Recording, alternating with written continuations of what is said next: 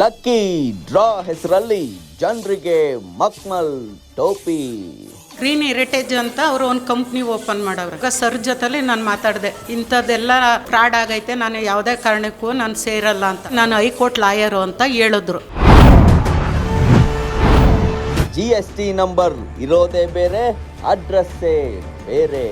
ಇವಾಗ ಏನು ಅಂದರೆ ಜನಕ್ಕೆ ಇವಾಗ ಐಡಿ ಎಲ್ಲ ಕಟ್ಟಿದ್ವಿ, 4 ತಿಂಗಳಾಯ್ತು ನಾವು ಕಟ್ಕೊ ಬಂದಿದ್ದೀವಲ್ಲ, ಐಡಿನ ಅದನ್ನೆಲ್ಲ ಡಿಲೀಟ್ ಮಾಡಿಬಿಟ್ಟವ್ರೆ.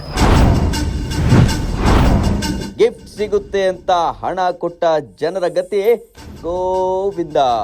ಇವರು HR ನಾರಾಯಣ್ ಅಂತ. ಇವ್ರು ನೋಡಿ ಸರ್ 15,000, ಹಾಗೆ 42,000, ಹಾಗೆ 64,000, ಹಾಗೆ 50,000 ಸರ್, ಎಲ್ಲ ಹಣನೂ ಕೂಡ ನಾನು ಅವರ ಅಕೌಂಟ್ಗೆ.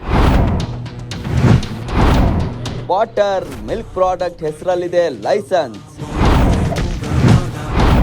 ಲಕ್ಕಿ ಡ್ರಾ ಮೂಲಕ ಜನರಿಗೆ ನಾಮ ಹಾಕೋದು ಸಲೀಸು. ಪರ್ಚೇಸ್ ಮಾಡಿ GST ಕಟ್ಟಿ ಅಂದೆ, ಅವರು GSTನ ಪೇ ಮಾಡಲಿಲ್ಲ ಸರ್. ಪರ್ಚೇಸ್ ಮಾಡಿ GST ಕಟ್ಟಿ ಅಂದೆ, ಅವರು GSTನ ಪೇ ಮಾಡಲಿಲ್ಲ ಸರ್. ಕಾರು ಕೊಡ್ಲಿಲ್ಲ, ಉಂಗುರಾನು ಕೊಡ್ಲಿಲ್ಲ, ಬರೀ ಬೊಗಳೆ. ಗ್ರೀನ್ ಹೆರಿಟೇಜ್ ಪ್ಯಾಲೇಸ್ ಗ್ರೂಪ್ ಮೋಸದಾಟ. ನನಗೂ ಕೂಡ 1-2 ಲಕ್ಷದ ತನಕ ಬರಬೇಕಾಗಿದೆ ಸರ್. ನಾನು ಹೋರಾಟ ಮಾಡಲೇಬೇಕು. ನನಗೆ ಏಕೆ ಅಂತ ಹೇಳಿದ್ರೆ ನನ್ನ ಕೈಯಿಂದ ನಾನು ಕೊಡೋ ಥರ ಇಲ್ಲ ಸರ್. ನಾನು